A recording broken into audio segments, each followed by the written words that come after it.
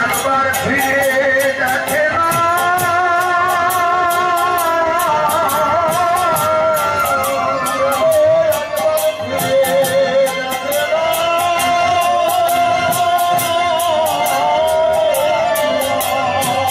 মিলন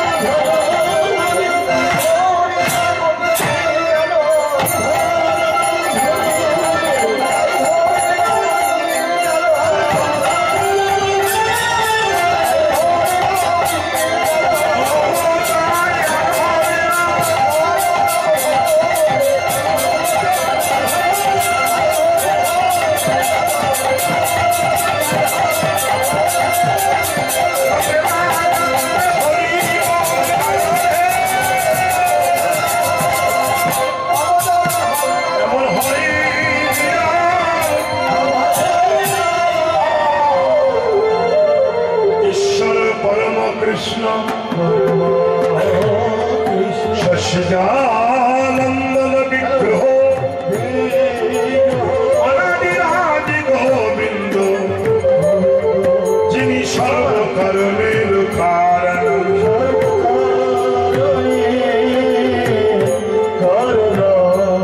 মুখং করতি বাচলং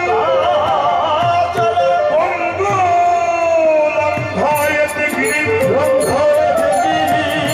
কৃপাতমহং বন্দে পরমানন্দ মাধব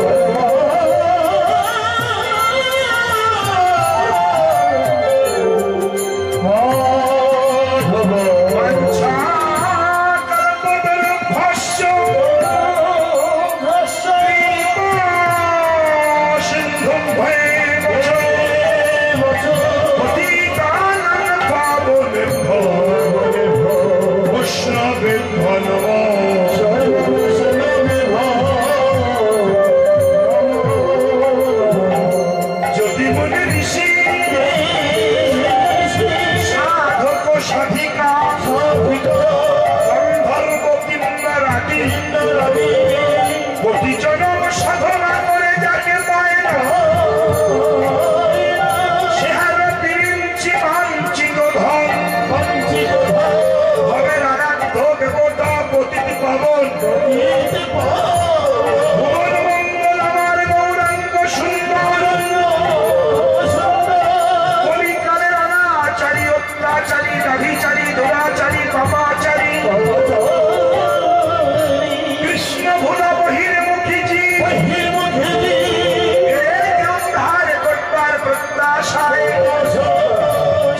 কোনদিন অর্পিত হয় অর্পিত হরি নামের দামি মাথায় করি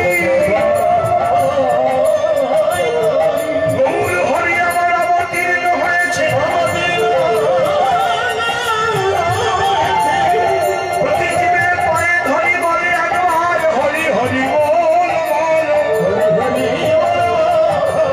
আমার প্রতিটি পাবন হয়নি আর হওয়ার নয় হরি আমার দিনে দিনে দিনাগত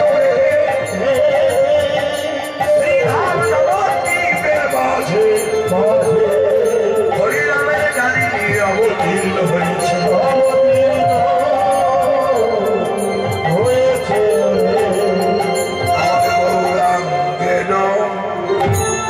দুটি পদ যার ফল সম্পদ গৌরাঙ্গের দুটি পদ যার ভক্ত সম্পদ বসে যাবে পতির শশা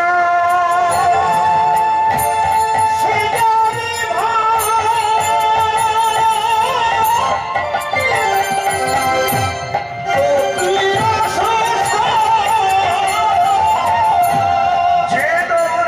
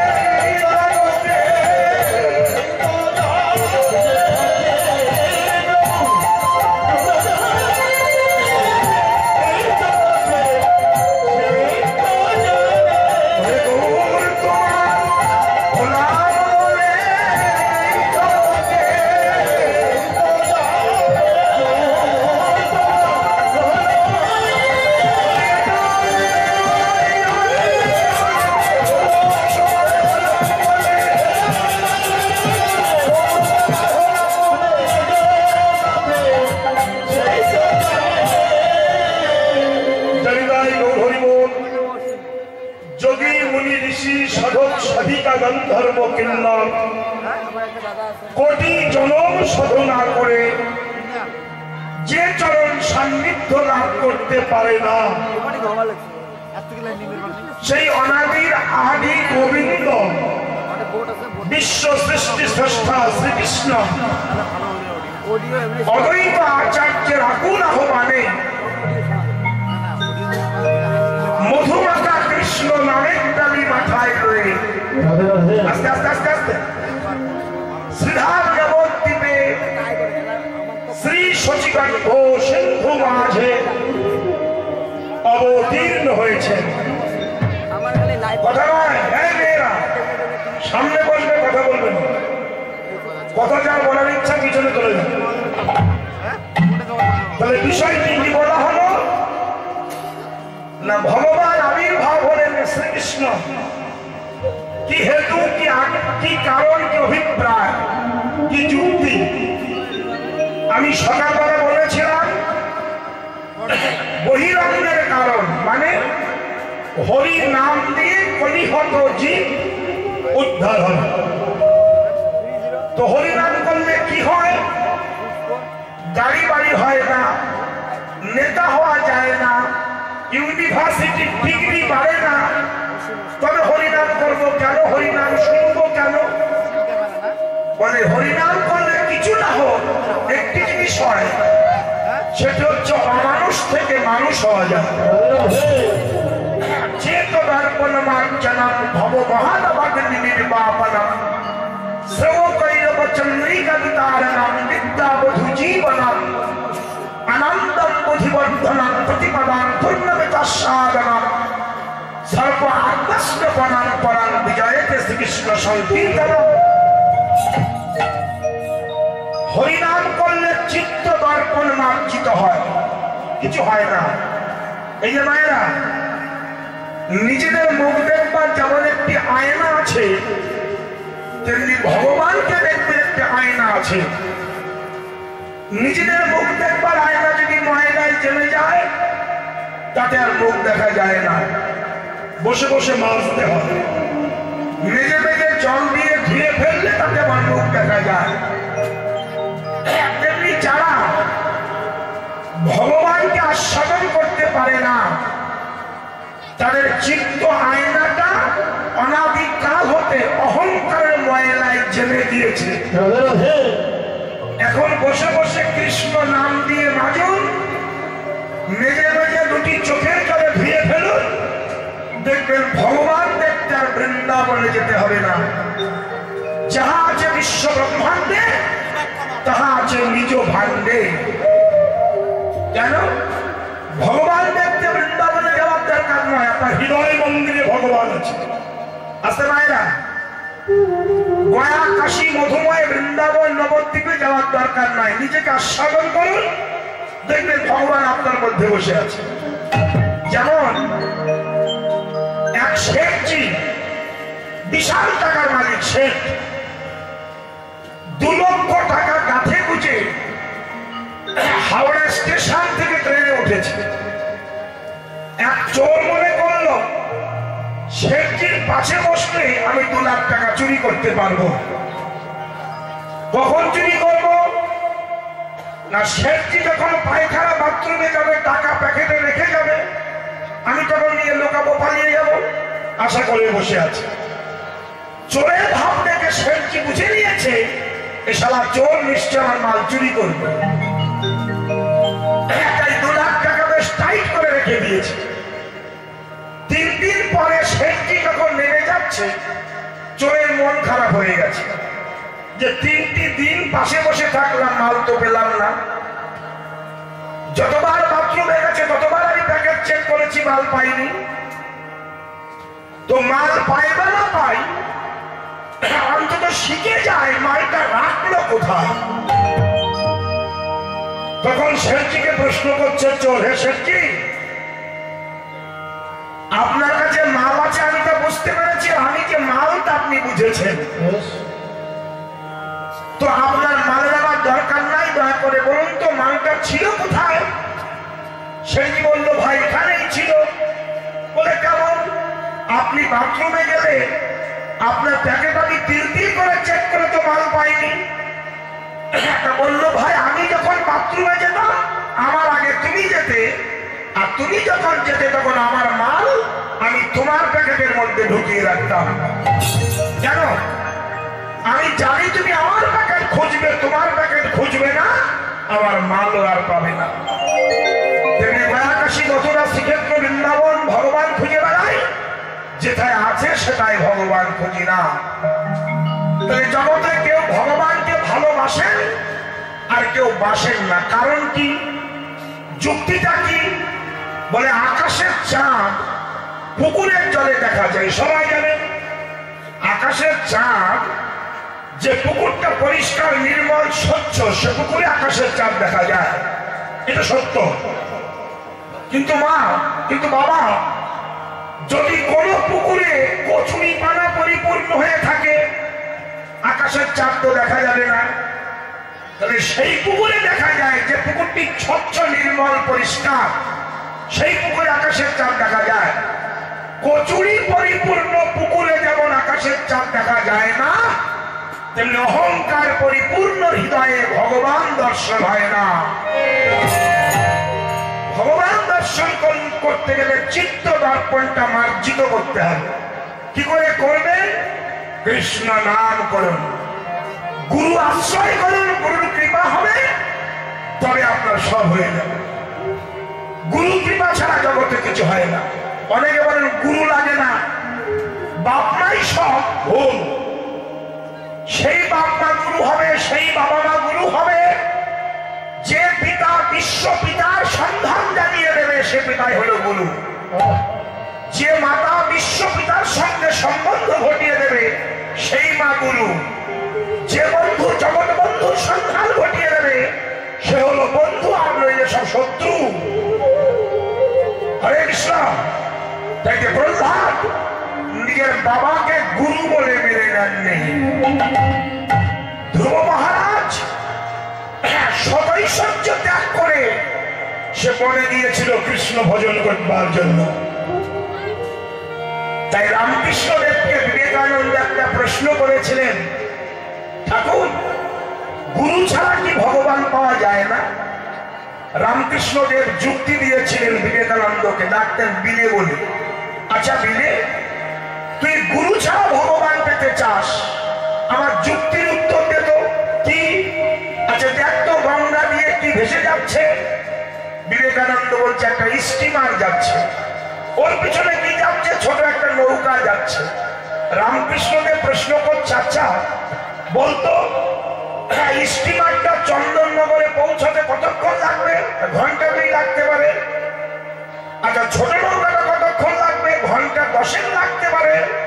রামকৃষ্ণ দেব বলছেন, এবার বল, যদি ছোট নৌকাটা স্টিমারের পিছনে বেঁধে দেওয়া যায় তাহলে কতক্ষণ লাগবে? বিবেকানন্দ বলছে, ঠাকুর এই জন্য লোকে তোমারে পাগল বলে। কেন? স্টিমারের পিছনে ছোট নৌকা বেঁধে দিবে, স্টিমারের গতিতে ছোট নৌকা ঘাটে পৌঁছাবে, স্টিমারের যে টাইম, নৌকারও সেই টাইম লাগবে। এটা তুমি বোঝো না? রামকৃষ্ণ বলছে, আমি তো বুঝি, সারা তুই তো বুঝিস না। বলে শোন, স্টিমারের পিছনে ছোট নৌকা বেঁধে দিলে স্টিমারের গতিতে যেমন ছোট নৌকা ঘাটে পৌঁছায়, তেমনি গুরুর দেহ হলো ভজনযোগ্য দেহ, শিষ্যের দেহ ভজনহীন দেহ। তাই ভজনযোগ্য গুরুর চরণে শিষ্যের ভজনহীন দেহটা বেঁধে দিলে গুরুর ভজনের দ্বারা শিষ্যের দেহটা নিতাই গৌর হরি বল বলতে বলতে পৌঁছে যাবে। বলুন, আজকাল হিন্দুদের ছেলেরা মেয়েরা, হিন্দুদের ছেলেরা মেয়েরা একটু লেখাপড়া শিখে আর ভগবান বিশ্বাস করে না। বলে I M A royal Bengal tiger, আমি সুন্দরবনের বাঘ, আমার মতো জগতে আর কেউ নাই। ভুল। এখান থেকে বহু বছর আগে যে ছেলেটি গ্রাজুয়েশন কমপ্লিট করেছিল, তখনকার দিনে বিএ পাস মানে অনেক ঊর্ধ্ব শিক্ষা, তার নাম হলো বিবেকানন্দ। এই বিবেকানন্দ যার চরণে শরণাগত হয়েছিলেন তিনি হলেন রামকৃষ্ণ দেব। তিনি মোটেই লেখাপড়া জানতেন না। আজ বিবেকানন্দ যদি ভাবতেন যে আমার মতো একটা শিক্ষিত ছেলে, হাই কোয়ালিফিকেশন আমার আছে, আমি একটা মূর্খের চরণে শরণাগত হব না, তাহলে বিবেকানন্দ বিশ্বের মাঝখানে পূজনীয় হতে পারতেন না। বিবেকানন্দ চিকাগো শহরে গিয়ে বলেছিল, গর্বের সাথে বলো আমি হিন্দু। যে কথাটা হিন্দুদের বলতে ভয় হয়, এখন তো হিন্দুদের ভয় হচ্ছে।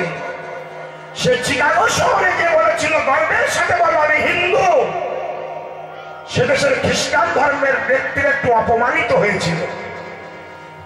যেটা বিদেশি সন্ন্যাসী নবীন ছেলে, বাচ্চা ছেলে, সে এসে আমাদের ধর্মকে অপমান করে যাবে, মেনে নেওয়া যাবে না, ওকে অপমান করতে হবে। তাই রামকৃষ্ণের আশীর্বাদে বিবেকানন্দ দিয়েছেন, দাঁড়িয়ে আছেন। এবার খ্রিস্টান ধর্মের ব্যক্তিরা তাকে অপমান করবে, তাই বললেন, আচ্ছা স্বামীজি, আপনি যে বললেন হিন্দু ধর্ম সর্বশ্রেষ্ঠ, এটা কি সত্য? স্বামীজি বললেন, হ্যাঁ। কেন? না, হিন্দু ধর্ম হচ্ছে ত্যাগের ধর্ম, আর অন্যান্য ধর্ম হচ্ছে ভোগের ধর্ম। মাছ মাংস খাও, গরু খাও, আলতু ফালতু চাই করো খাও, 50টা বিয়ে করো, 50টা বাচ্চা হোক, চুরি চামারি চাই করো, রাহাজানি উগ্রপন্থী যে যাই করো না কেন, শুধু একবার উপরে নাম করো, ভোগের ধর্ম। আর হিন্দু হলো ত্যাগের ধর্ম। তো ত্যাগ শান্তিকে আহ্বান করে, আর ভোগ অশান্তিকে আহ্বান করে। বিবেকানন্দের কথা শুনে তারা একটু ছোট হলো, স্তম্ভিত হয়ে গেল। কি করে ছোট করবেন বিবেকানন্দকে? তাই ভাবছেন যে কোনো প্রকারে ছোট করতে হবে।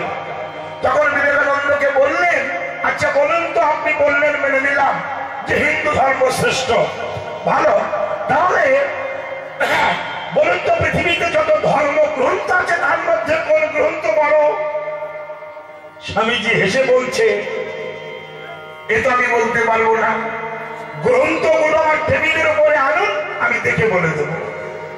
তার সমস্ত গ্রন্থ এনেছেন, এনে হিন্দু ধর্মকে ছোট করবার জন্য হিন্দু ধর্মের গীতা সবার নিচে রেখে তারপরে বাইবেল কোরআন তুলে সাজিয়ে দিয়েছে।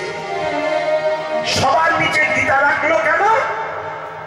না, স্বামীজিকে বুঝিয়ে দিল যে হিন্দু ধর্মের গীতা যখন নিচে আছে, স্বামীজি বুঝুক হিন্দু ধর্ম সবার নিচে দাঁড়িয়ে আছে। রেখে বললো, বলুন কোন গ্রন্থ বলো। স্বামীজি আবার হেসেছে, হেসে বলছে, মশাই বিচার তো আপনারা করেই রেখেছেন। বলে কেমন? সবার নিচে কাকে রেখেছেন? হিন্দু ধর্মের গীতা। স্বামীজি বলল, গীতা যদি নিচে থাকে গীতাই তো বড় হবে। কি করে বড় হবে?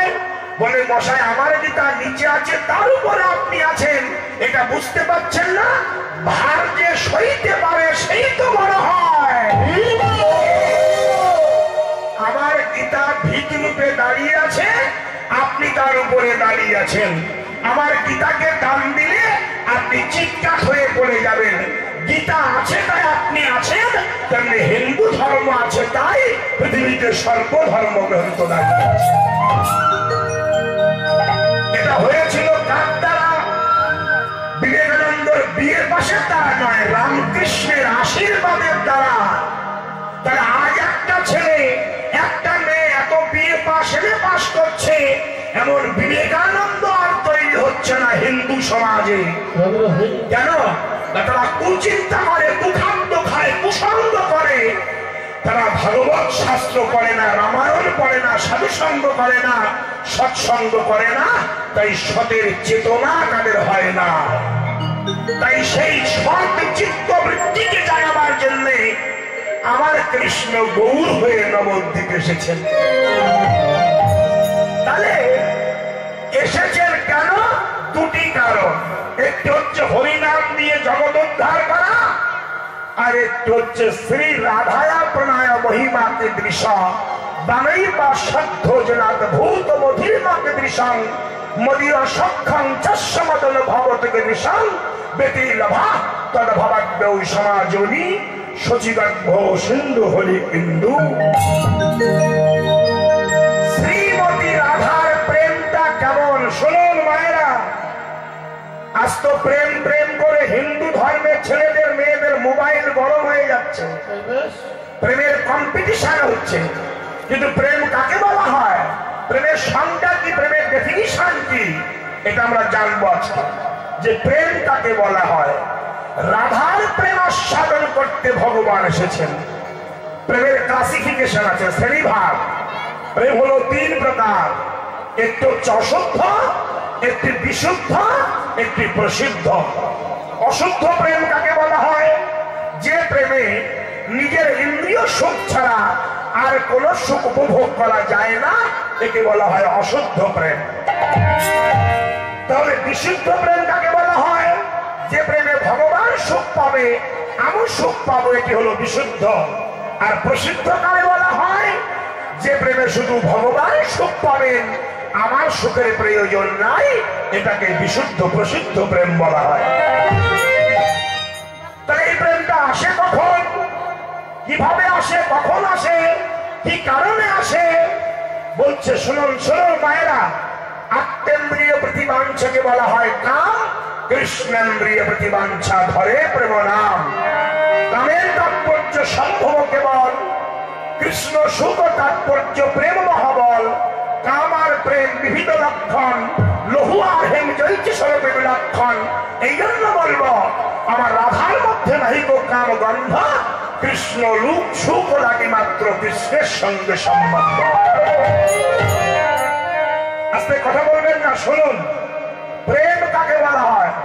প্রেম প্রেম করে তো চিনলাম, কত ভিডিও, কত সিনেমায়, কত যাত্রায়, কত সিরিয়ালে প্রেম প্রেম প্রেম প্রেম করে করে পাগলা হয়ে যাচ্ছে সবাই। প্রেমের মানে জানে না, প্রেমের সংজ্ঞা জানে না। কোন ব্যক্তি যদি প্রেমের সংজ্ঞা বলতে পারেন, আমি চ্যালেঞ্জ করছি, আমি কীর্তন ছেড়ে দেবো, কীর্তন আর গাইব না। কেন? প্রেমের সংজ্ঞা যদি কেউ বলতে পারত, তাহলে প্রেম প্রেম করে অসভ্যের মতো চিল্লাতো না। তাহলে প্রেমটা আসে কখন? এই প্রেমটা বলছে কোন ভক্ত কোন জীবের শ্রদ্ধা যদি হয়, তবে তো সেই জীব সাধু সঙ্গ করায়। সাধু সঙ্গ হইতে হয় শ্রবণ কীর্তন, সাধন ভক্ত হয় সর্ব অনার্থ বিবর্তন। অনার্থ নিবৃত্তি হইলে ভক্তি নিষ্ঠা হয়, নিষ্ঠা হইতে শ্রবণার্থে রুচি উপজয়, রুচি হইতে হয় তবে আসক্তি প্রচুর, আসক্তি হইতে চিত্তে জন্মে রতির অঙ্কুর। সেই রতি গাঢ় হইলে ধরে প্রেম নাম, সেই প্রেমা প্রয়োজনে সর্বানন্দ ধাম। এই মায়েরা, ও মা সকল, প্রেম কাকে বলে দেখো। উজ্জ্বল নীলমণি গ্রন্থেতে রূপ গোস্বামী পাদ প্রেমের ব্যাখ্যা করেছেন এক কথায়, একটি কথায় উত্তর দিয়েছেন। কি শুনুন, বলছেন ধ্বংসের শত কারণ থাকতেও যে বস্তু ধ্বংস হয় না, তাকে বলা হয় প্রেম। যেমন এই পৌষ মাসের রাত 12টার সময় ছেলেকে কোলে নিয়ে ঘুমাচ্ছেন, এই যে মায়েরা বাচ্চা নিয়ে ঘুমাচ্ছেন, রাত 12টা 1টা বাজে, প্রচন্ড ঠান্ডা। এই সময় ছেলে পায়খানা করে দিয়েছে, মায়ের রাগ হয় না? আমার বেঁচে থাকতে ইচ্ছা করে না, ভগবান যদি মরণ দিত বেঁচে যেতাম, আমার সহ্য হয় না, ভালো লাগে না, কত গল্প করে। ছেলে পায়খানা করে দিয়েছে, তাহলে বুঝুন ছেলে পায়খানা করলো, তার সহ্য না করতে পারে মা বলছে কেন আমার মরণ হয় না, কিন্তু একবারও বলছে না আমার ছেলেটা কেন মরে না। এটা হলো প্রেম। ধ্বংসের শত কারণ আছে, তথাপিও ধ্বংস হবে না, তাকে বলা হয় প্রেম। আর সেই প্রেম আস্বাদন করতে ভগবান কৃষ্ণ গৌর হয়ে নবদ্বীপ এসেছেন। এসে হরিনাম দিয়ে সুরধুনির তটদেশে যাচ্ছেন। এক নাগরী আর এক নাগরীকে বলছে, দিদি আজ অবসানকালে গিয়েছিলাম সুরধুনির জলে, এক অপরূপ রূপের মানুষ দর্শন করেছি। জল নিতে গিয়ে সে আমার দিকে তাকিয়ে হেসে দিল, দেখে মনে হলো ও গাগরী শোভা যেন গোরা মুখের হাসি,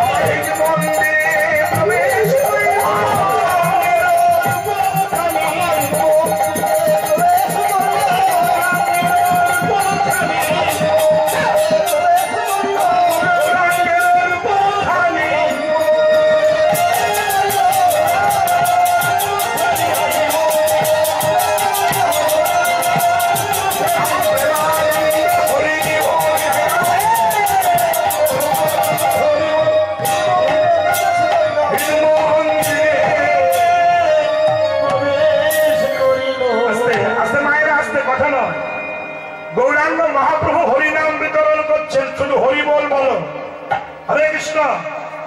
এই যে মানুষের মা কোথা কোথা আমার দিকে শোনো, কথা বলুন। হরিনাম করছেন, বলছেন কর্ম করো, তার মধ্যে হরিনাম করো। অনেকে বলেন সংসার করি বাবা, সংসারের জ্বালায় হরিনাম করতে পারি না। ভুল, এটা সম্পূর্ণ ভুল। ঢেকি চেনেন? ঢেকি, ঢেকিও চেনেন না? কোন দেশে বাস করেন? ঢেকি চাকা আছে? ঢেকি ঢেকি ঢেকিতে আগে চিড়ে করতো, চিড়ে চিড়ে চেনেন তো? বেশ, চিড়ে যখন তো করতো আস্তে আস্তে ধান ভেজে ঢেকির গড়ের মধ্যে ধানগুলো ফেলে দিত। একজন মহিলা একটা বাঁশ ধরে লাঠি মারত, আর একজন গড়ের ধারে বসে হাত দিয়ে পাক দিত।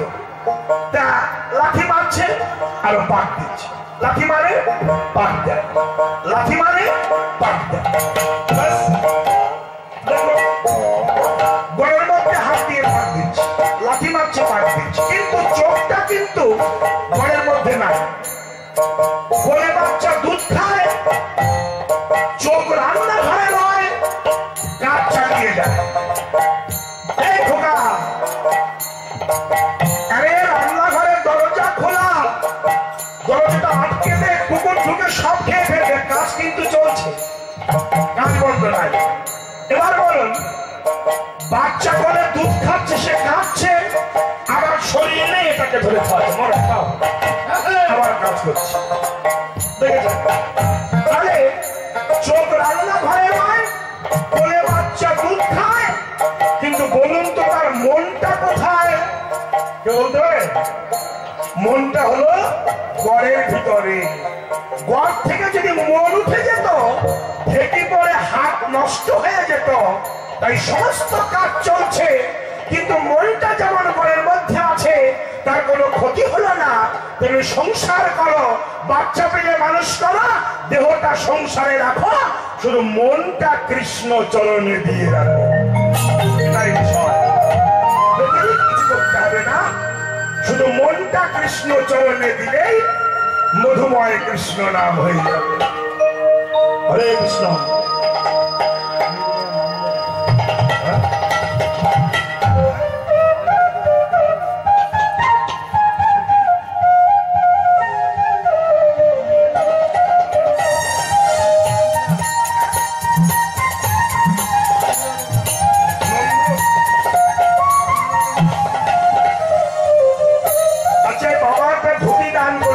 হরে কৃষ্ণ। তাহলে বুঝলেন কি? আমি একটু একটু করে আস্তে আস্তে শুনুন আপনারা, কথাগুলো কত মধুময়। মহাজন বলছেন, দেহ সংসারে রাখো, মনটা কৃষ্ণ চরণে দিয়ে রাখো। হরে কৃষ্ণ। আমি একটা কথা আপনাদের বলবো, যতক্ষণ গান আমি গাইব, ততক্ষণ কেউ আসনে উঠবেন না, পয়সা আমাকে দিতে হবে না। যারা ভিক্ষা করে অনুষ্ঠান চালাচ্ছে, পয়সা দিতে হয়, তাদেরকে দেন, তারা আমাদের তো দিচ্ছে, অসুবিধা কোথায়? এদের কথা বলতে ভাবের নষ্ট হয়, ভাবের অসুবিধা হয়। যাই হোক, তাহলে বুঝা গেল কি? নাম করো, হরি নাম করো, ব্যতিরিক্ত কিছু করতে হবে না। হাতে কাম, মুখে নাম, সচ্চরিত্র হবে, সদা সত্য কথা কবে, পরের সতী পরের প্রতি স্পর্শ না করিলে হরিকে ডাকা লাগবে না, হরি তাহারে ডাকিবে। এই কথা বলেছিলেন গৌর হরি সচিমাকে। একটুখানি বলি আপনাদের, এই খোকা, ওখানে বসো। বুঝা গেল কি? আস্তে আস্তে আস্তে আস্তে সচিমাতা জানতেন যে আমার ছেলে থাকবে না, সন্ন্যাসে যাবে, তাই নির্জনে বসে বসে কেঁদেছেন। আস্তে আস্তে আস্তে কারোর ছেলে যদি চলে যায়, কথা মা জানে, তাই মা কাঁদছেন। গৌর হরি গেছেন, মা হ্যালো, হ্যালো, তুমি কাঁদছো কেন? কেন তুমি কাঁদছো? শচীদেবী বলছে, বাবা কেন যে কাঁদি তুই জানিস না। ঠিকই তো ছিল, টিপা টিপি করো কেন বসে বসে? হ্যালো, বলে উঠে বাড়াও। Hello hello hello, monitor monitor, hello hello hello, জলটা। তবে বোঝা গেল কি? শচীমাকে বলছে, বা আমি জানি তুমি কেন কাঁদছো। কেন না, আমি সন্ন্যাস ধর্ম গ্রহণ করবো তাই। শচীমাতা বলেছে, ঠিক বলেছিস বাবা, আমি তুই সন্ন্যাস ধর্ম গ্রহণ করবি তাই আমি কাঁদছি। মায়ের মস্তকে হস্তার্পণ করে নিমাই বলল, আমি কথা দিচ্ছি আমি সন্ন্যাস ধর্ম গ্রহণ করব না।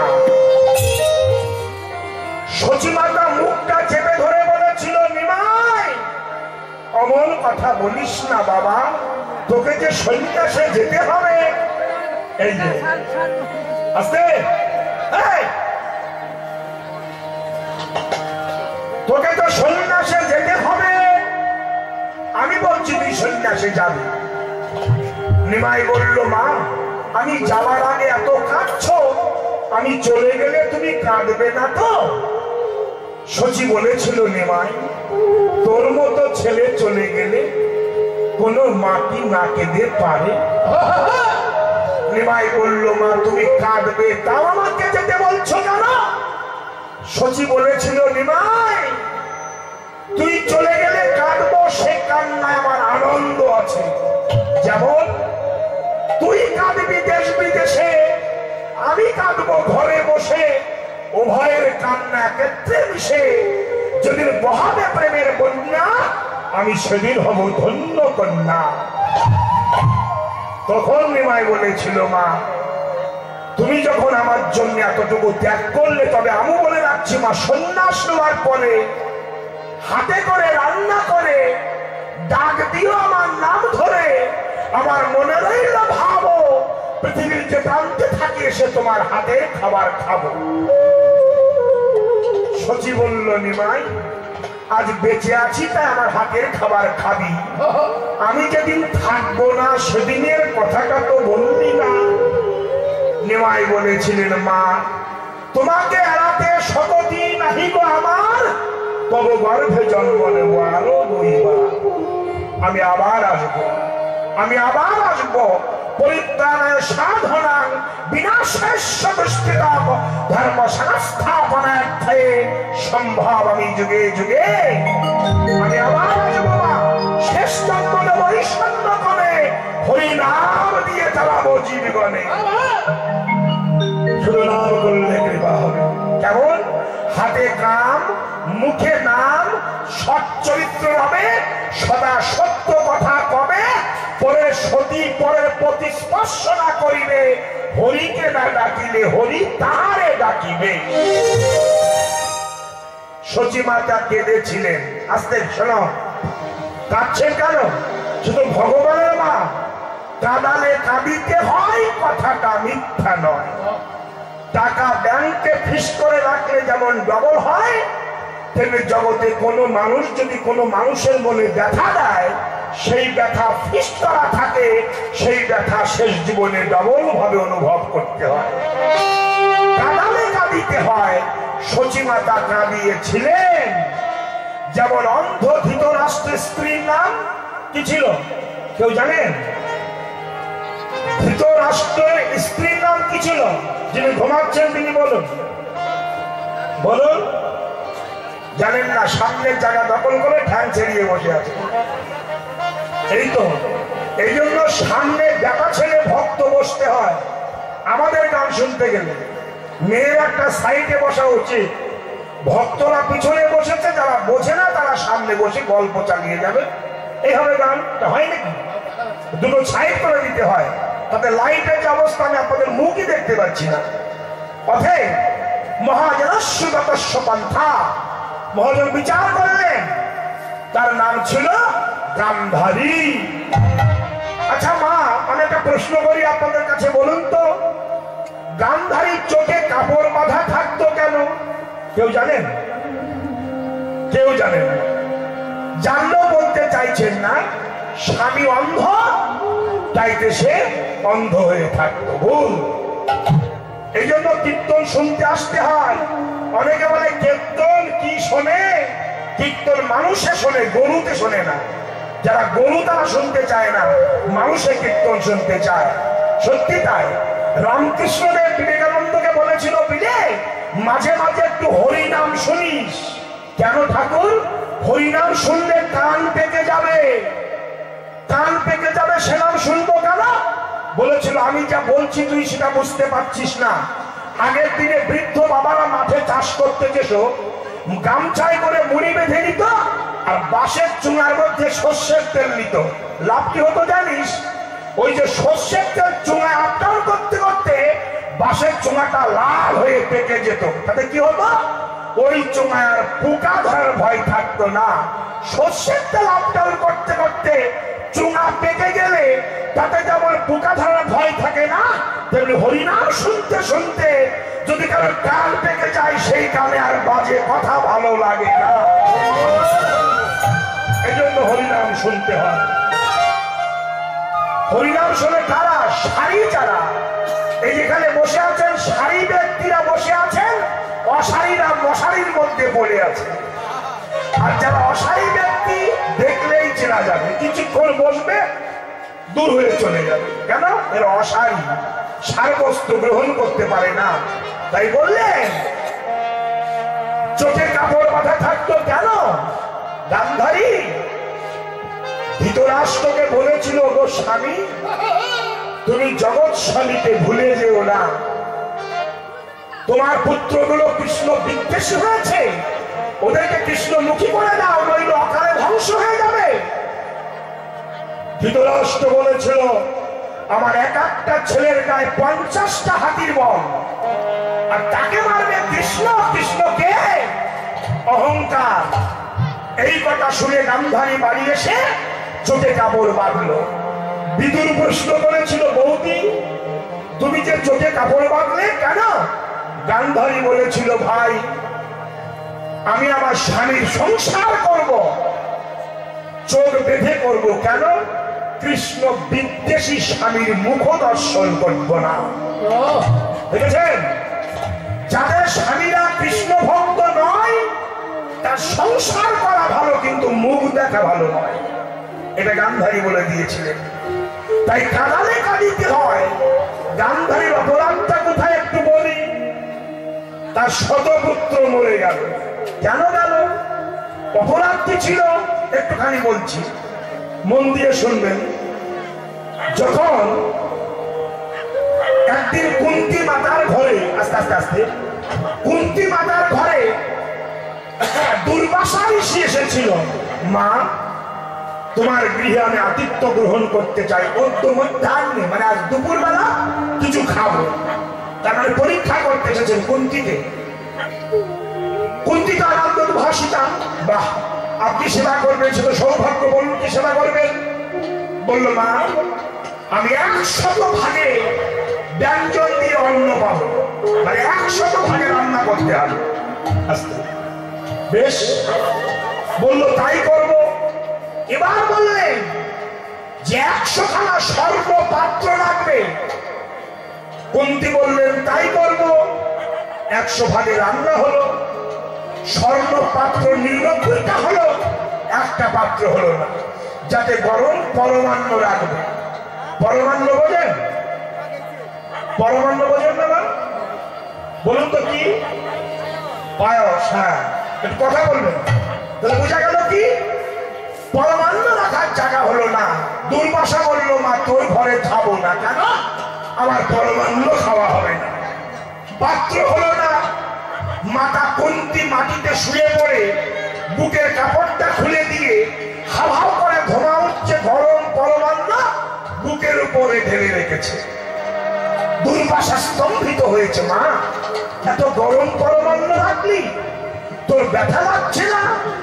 কুন্তী বলেছিল, বাবা স্বর্গ হৃদয়ে ভগবান বিরাজমান, তাইতে হৃদয়ে ঢেলে রেখেছি, ব্যথা যদি লাগে তার অঙ্গে লাগবে, আমার কিচ্ছু হবে না। দুর্বাসা বলল, যা মা তুই স্নান করে আয়। তো খালি বর দিয়ে যায়। স্নান করতে গেছে, দুর্বাসা নয়ন মুদ্রিত করে বসে আছেন। এই সময় গান্ধারী ও কুন্তির কণ্ঠস্বর নকল করে এসে বসেছে। বাবা বরদিন চোখ বুঝেছিল, নয়ন মুদ্রিত ছিল। কুন্তি ভেবে মাথার হাত চাটিয়ে বর দিয়ে দিল, যা মা, আমি আশীর্বাদ করলাম তুই শতপুত্রের জননী হবি। এই বর নিয়ে যখন পালালো, কিছুক্ষণ পরে কুন্তি মাথায় এসেছে। বাবা বরদিন বলে, বর তো দিয়েছি। বলে, আমি তো বর নেইনি। তবে বর নিল কে? ধ্যানে দেখলেন গান্ধারী বর চুরি করে নিয়ে গেছে। তখন বলল, বাবাই মা, এই মন্ত্র ধর, এই মন্ত্র জপ করবি, তোর একে 5টা পুত্র হবে, মাতৃ হবে 2টি, তোর হবে 3টি, এভাবে 5টা পুত্র হবে। ওই 5টা পুত্রের হাতে গান্ধারী শতপুত্র নিধন হয়ে যাবে। কথা বলেছিলেন কেন? কাঁদালে কাঁদিতে হয়, কথাটা মিথ্যা নয়। মাগো, তা সেই প্রেম আস্বাদন করতে, সেই রস আস্বাদন করতে ভগবান গৌর হয়ে নবদ্বীপে এসেছে। যদি গৌরাঙ্গ না হতো, হ্যালো, কেমন হইতো, কেমনে ভবিত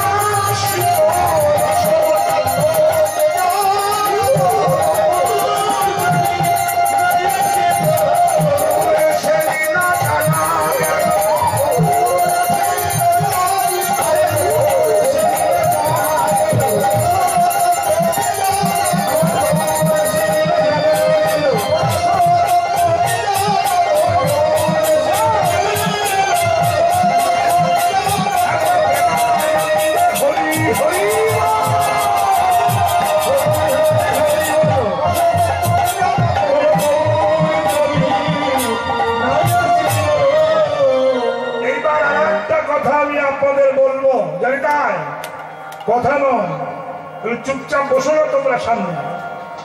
কি হচ্ছে দেখো। এবার একটা প্রশ্নের তো উত্তর আছে। কি উত্তর? এখানে বহু বছর ধরে কীর্তন হয়। যত কীর্তনিয়া কীর্তন করেন সর্বাগ্রে গৌর চন্দ্রিকা করেন। এই গৌরটাকে তিনি হলেন কৃষ্ণ।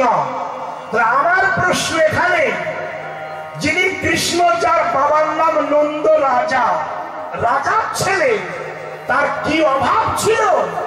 কি কারণে ওই ঐশ্বর্য ত্যাগ করে, প্রাচুর্য ত্যাগ করে, মাধুর্যের ঘরে প্রবেশ করে বৈষ্ণবের চরণ ধুলিতে গড়াগড়ি দিচ্ছেন কেন?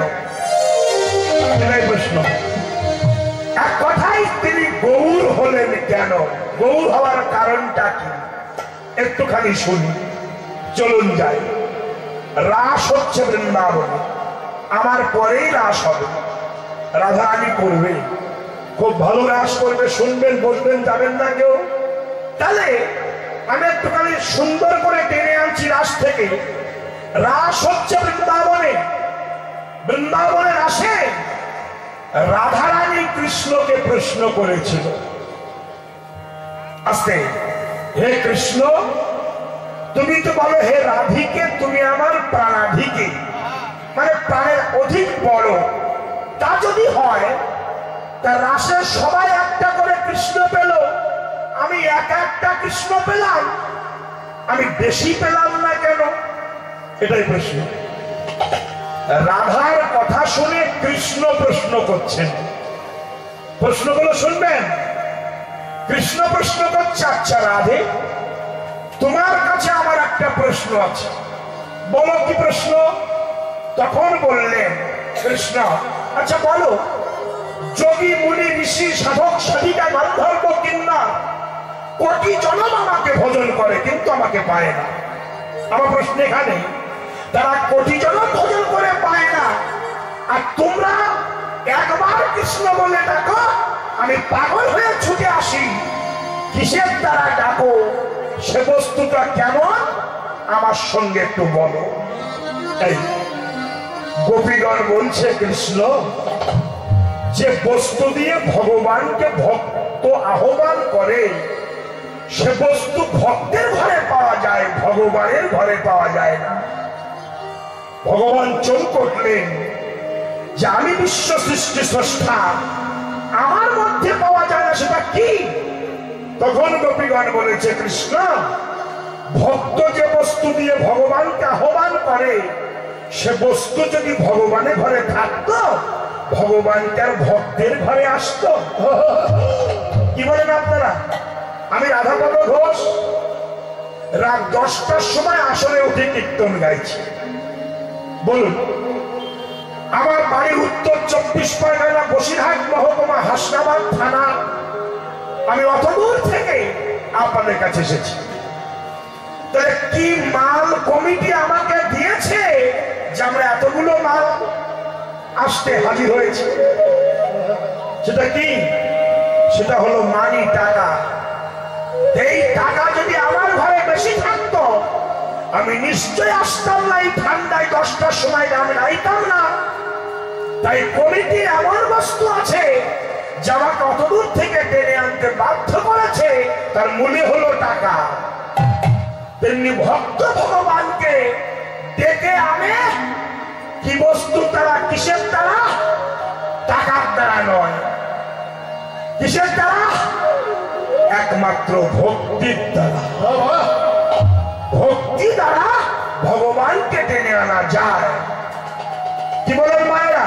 এই যে শোনো, ভগবান বলছেন তাহলে যে ভক্তি দিয়ে ভগবানকে টেনে আনা যায় সেই ভক্তি আমার আস্বাদন করতে হবে। সত্যি তো ভক্তি আমার মধ্যে নাই। আমি গীতায় লিখে দিয়েছি আমি মুক্তি দিতে কাতর নই, কিন্তু ভক্তি দিতে কাতর হই। যার ভক্তি আছে তাকে লিমিটেড টাইমের মধ্যে মুক্তি দেব, যার ভক্তি নাই তাকে মুক্তি দিতে পারবো না। তো গোপীগণ, আমার জানার বড় ইচ্ছা যে দ্বারা যে ভক্তির দ্বারা ভগবানকে টেনে আনা যায় সেই ভক্তিটা কেমন আমাকে একটু বুঝিয়ে বলো। একে বোঝানো যাবে? আপনারা বললেন, কোন ছেলে যদি মাকে বলে মা তুমি আমাকে ভালোবাসো, তা মা কি বলবো? বাবা ভালোবাসো, সেটাই জানবি না। চুপ ও কাঁদে, কাঁদিস না। তুই কি জানিস? আস্তে, তুই জানিস না? ছেলে বলল মা তুমি আমাকে ভালোবাসো, আমি জানবো না মানে? বাবা আস্তে আস্তে আস্তে, বাবা বাবা মায়ের ভালোবাসা তুই বুঝবি না রে। ছেলে বলল আমি হিন্দি ইংলিশ হিন্দি বাংলা সব বুঝি, তোমার ভালোবাসা বুঝবো না? মা বলল দুনিয়ার সবকিছু বুঝতে পারবি, বাপ মায়ের ভালোবাসা বুঝবি না। ছেলে বলল কোনোদিন বুঝতে পারবো না। মা বলল কোনোদিন বুঝতে পারবি না ঠিক নয়, বুঝতে পারবি কবে? যেদিন তুই আমাদের মতো সন্তানের বাবা হতে পারবি। হে ভগবান, তুমি ভক্তের ভক্তি সেদিন আস্বাদন করতে পারবে সেদিন ভগবানের আসন ছেড়ে দিয়ে ভক্ত হয়ে আবির্ভূত হবে।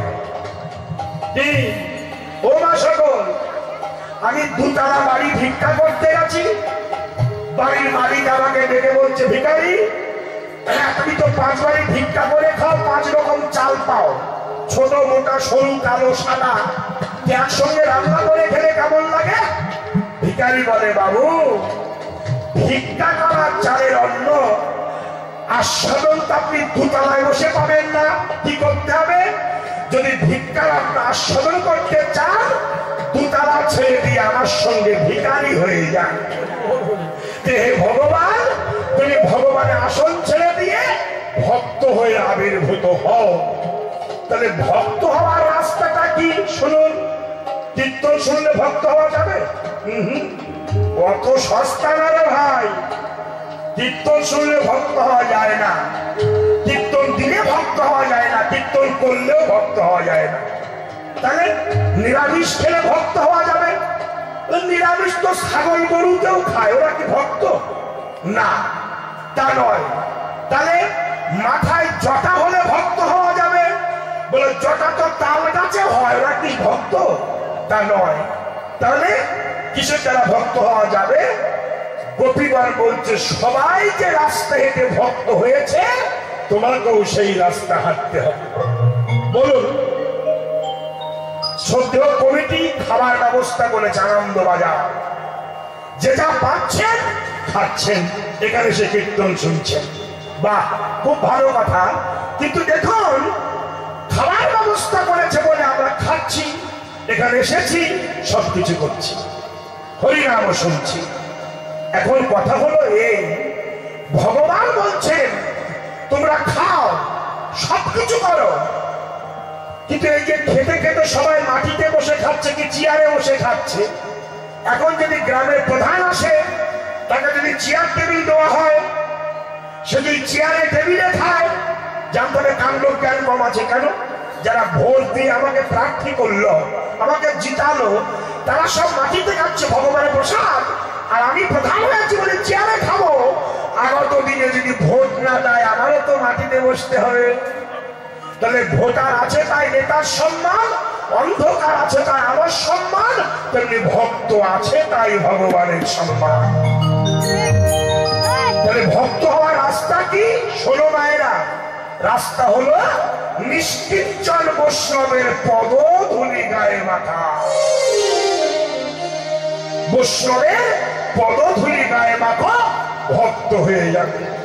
ভগবান চিন্তা করলেন, আমি পদধূলি মানবো এমন ব্যক্তি কোথায় পাবো? সারা পৃথিবী খুঁজেছেন কৃষ্ণ, খুঁজে খুঁজে পেয়ে গেছেন। কাকে? কৃষ্ণ যদি কাঁদে তবে সে কাঁদে, কৃষ্ণ যদি হাসে তবে সে হাসে, কৃষ্ণ যদি ঘুমায় তবে সে ঘুমায়।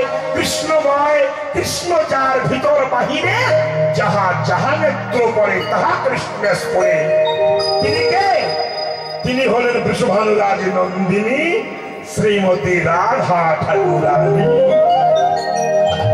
রাধা রানীর পায়ের ধুলি কৃষ্ণ আষ্টে পৃষ্ঠে গায়ে রেখেছে, আর যেই না মাখলো সারা কালার চেঞ্জ হয়ে গেল।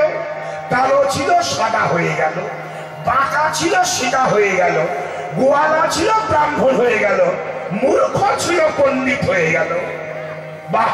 কৃষ্ণ চিন্তা করলেন, একজন বৈষ্ণবের পদধূলি মেখে যাতে এত পরিবর্তন হয়, তাহলে 1000 বৈষ্ণবের পদধূলি মাখলে না জানি কি হবে। তাই 1000 বৈষ্ণব তো বৃন্দাবনে পাবো না, আমি গৌর হয়ে যাও।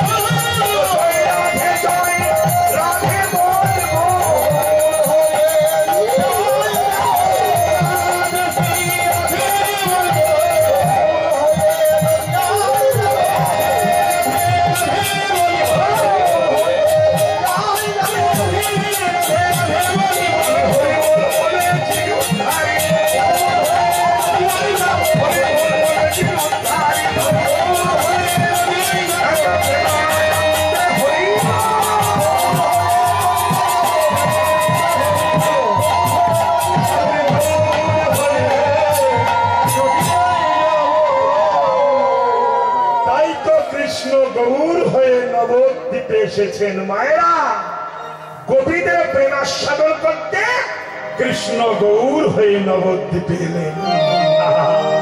এমন গৌর জগতে হয়নি, আর হওয়ার নাই। সবাইকে বলছে হরি বল বলো, কেউ বলছে আর কেউ বলছে না। অহংকারে মত্ত হয়েছে, অজ্ঞানতার অন্ধকারে ঘুমিয়ে আছে। আস্তে আস্তে আস্তে আস্তে বাবা আস্তে। আমার বড় দুঃখ লাগে কি জানেন, যে ঘরের ভাত পরে খেয়ে গেল, আমাদের ভাগ্যে হলো না। এ বড় মর্মান্তিক বেদনা জানেন।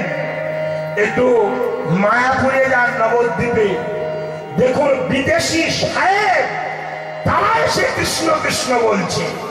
তাদের সুস্বাদ ফেলে দিয়ে ধুতি পাঞ্জাবি পরে তিলক করে চৈতন্য রেখে হাতে জপের মালা নিয়ে জপ করছে, আর আমাদের বাঙালিরা নির্লজ্জ বিহার মতো ঘুরে বেড়াচ্ছে। বিদেশিরা সে করছে, ঘরের ভাত পরে খেয়ে গেল, আমাদের ভাগ্য হলো না। এ বড় মর্মান্তিক বেদনা। হরে কৃষ্ণ। মায়েরা জানেন, যিনি আমেরিকান প্রেসিডেন্ট, আসতে এই সাহেবদের প্রেসিডেন্ট, তার নাম হলো জয় পতাকা মহারাজ, জয় পতাকা স্বামী। ইনি জজের একমাত্র পুত্র, আমেরিকায় বাড়ি। ইনি যখন সর্বপ্রথম ভারতবর্ষে এলেন, পায়ে জুতো দিয়ে আসেনি, খালি পায়ে এসেছিল। কেন না, গৌর গোবিন্দের জন্মভূমিতে যাচ্ছি, যদি জুতো পায়ে দিয়ে যাওয়া হয় গৌর গোবিন্দের দেশকে অপমান করা হবে। একটু ভাবুন না কিনে আপনারা, তারা বিদেশি। এই যে মায়েরা, ও মা সকল, এবার কি হলো জানো, উনি যখন এলেন দমদম বিমানবন্দরে নেমেছিলেন, আগে সিঁড়িতে পা দুখানা রেখে হাত দুখানা ভারতবর্ষের উপর নামিয়ে দিয়েছিলেন, দিয়ে তিনটি গড়াগড়ি দিয়ে গৌর হরিবোল বলে উঠে দাঁড়িয়েছিলেন। পাশের মানুষ বলেছিলেন, কি বলেছিলেন, যে আপনার তত্ত্ব কাঞ্চনের মতো দেহ, আপনি ধোলাতে গড়াগড়ি দিলেন কেন? জয় পতাকা মহারাজ বলেছিলেন, আমি শুনেছি গুরুদেবের মুখে এই ভারতবর্ষে গৌর গোবিন্দের জন্মভূমি, তাই গৌরাঙ্গ নাকি সারা ভারতবর্ষ পায়ে হেঁটে বেরিয়েছেন।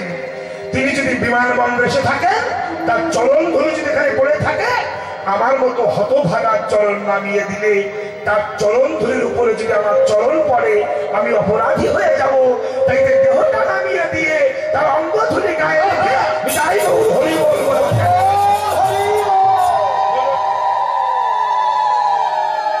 সেই নবদ্বীপে আমরা বাঙালি ট্যুর করতে যাই, জানেন, আস্তে আস্তে আস্তে আমরা ট্যুর করতে যাই নবদ্বীপে সাহেবদের ইস্কন মঠে। কেউ যান না? আপনারা গেছেন কেউ? যদি কেউ চেয়ে থাকেন, দেখবেন বিকাল বেলা খিচুড়ির ব্যবস্থা আছে।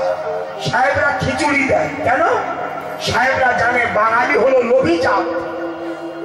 লোভী জাত মানে এরা খাওয়া যেখানে পায় দলে দলে যায়। যতক্ষণ আনন্দবাজারে খাওয়া ছিল, লোকে লোকে পরিপূর্ণ ছিল। এখন খাওয়া শেষ, লোকও শেষ। বুঝা গেল কি? দলে দলে যায়, তাতে খিচুড়ি দেয় না, কৃষ্ণ বলতে চায় না। তাই বাঙালিদের কৃষ্ণ বলাচ্ছে কি করে? কলে ফেলে খিচুড়ি দিচ্ছে, লাইনে দাঁড়িয়ে গেছে বাঙালি, নির্লজ্জ বিহার মতো দাঁড়িয়েছে, হাত পেতেছে।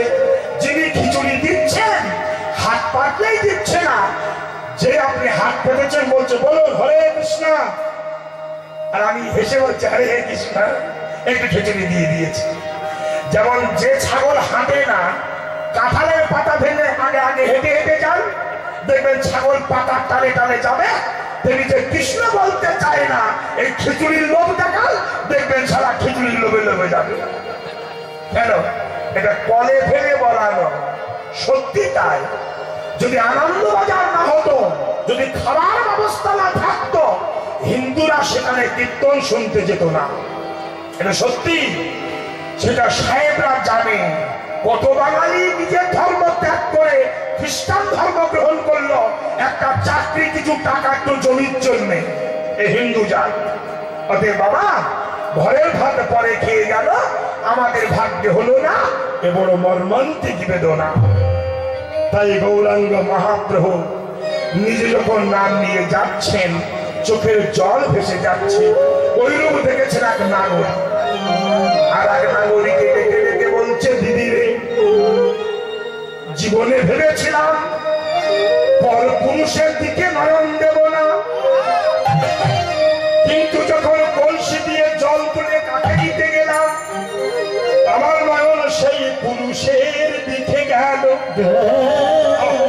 কি অসামঞ্জস্য দেহ, কি মাধুর্য দেহ। আমি তাকালাম, যেই তাকিয়েছি আমার নয়ন পথে সেই গোলার রূপ হৃদয়ে প্রবেশ করেছে। সতীরে, আমি গৌরীকে ভুলবো মনে করি, কিন্তু আমি ভুলতে চাই, সে আমাকে ভোলে না। আমি রাখি পলো দিতে কত যুগ হেলো,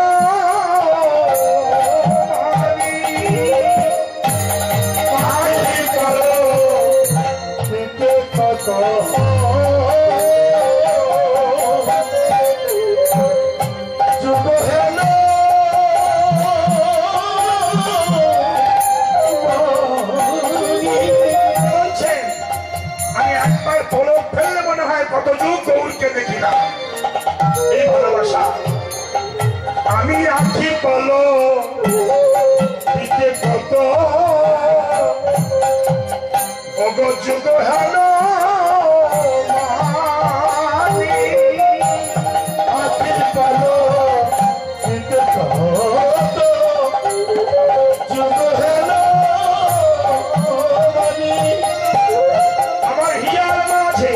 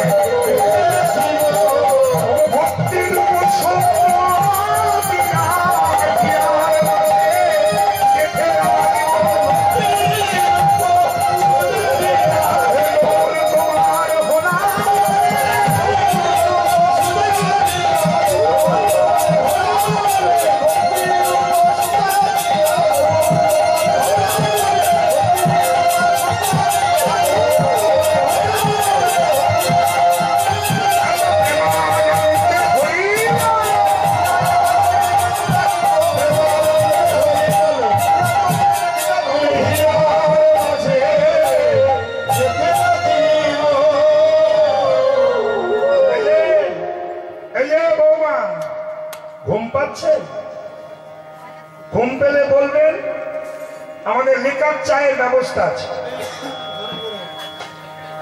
খাইয়ে দেব। শোনো, একটা নদিয়া নাগরী, সে বলছে গৌরীকে হিত মন্দিরে গেঁথে রেখে দেবো মালার মতো। আমরা কি বলতে পারি না? আমাদের মনোবৃত্তি হয় না কেন?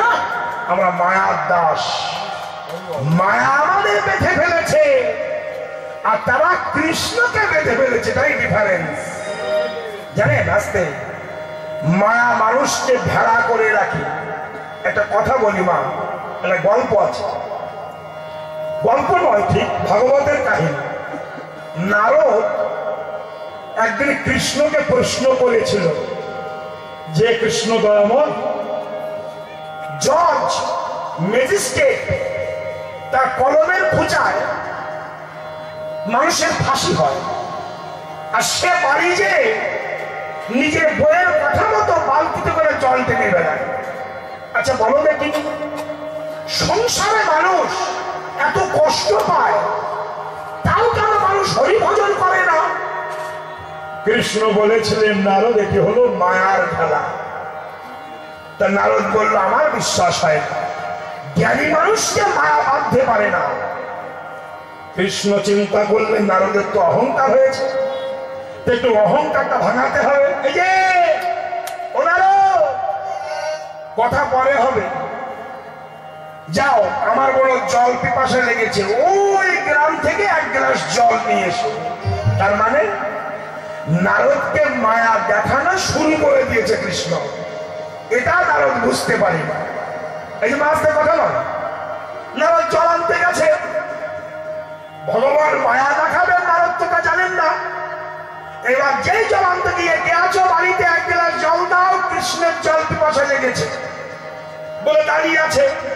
ভগবান মায়া দেখাবেন যে মেয়েটি এক গ্লাস জল আনছে সে ঘন্টাখানি আগে বিউটি পার্লারে গিয়েছিল, ভুরু টেনে শুরু করেছে, চুল কেটে সিংবার করে দিয়েছে, আবার নখ রেখেছে, আবার লেহেঙ্গা পরেছে,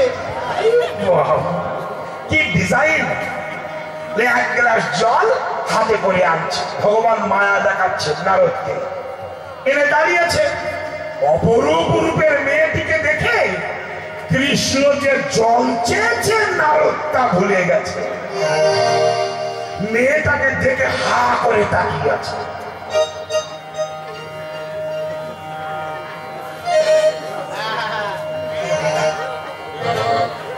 বলো কি ভাবে না, মেয়েটি বলছে কি গো তুমি কি চাও? কৃষ্ণ জল চেয়েছে ভুলে গেছে। নারদ বলল কিচ্ছু চাই না, আমি তোমাকে বিয়ে করতে চাই। ব্যাস হয়ে গেল, ডুম চলে গেল। দেখেছে, এইবার বিয়ে হয়ে গেল, 12 বছর সংসার চলছে। কৃষ্ণের জলের কথা নারদরা মনে না।